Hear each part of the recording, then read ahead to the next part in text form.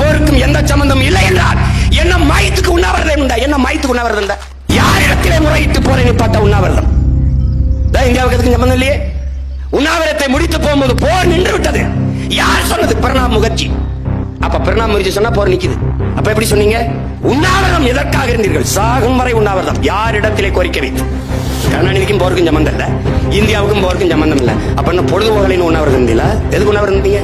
காங்கிரஸை வேரோடும் வேரடி மண்ணாடும் ஒழிப்போம், இனி ஒற்றுமில்லை உறவுமில்லை என்று பேசியது யார்? இப்ப ஒட்டிக்கொண்டு உரசிக்கொண்டு நிற்பது யார்? யார்?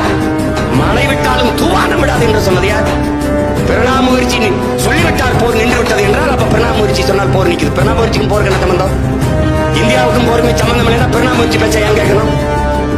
என்ன கொண்டு வந்து போர் நின்றுச்சு, உண்ணாவிரதம் முடிஞ்சு வந்த பதுங்கு குடிக்கல பங்கர்களை இருந்து வெளியேறிட்டான், மொத்தமா கொண்ட போட்டு கொண்டு விட்டான். இதான் நடந்துச்சு. பச்சை படுகொலை பண்ண படுபாதகர்கள் இவர்கள்.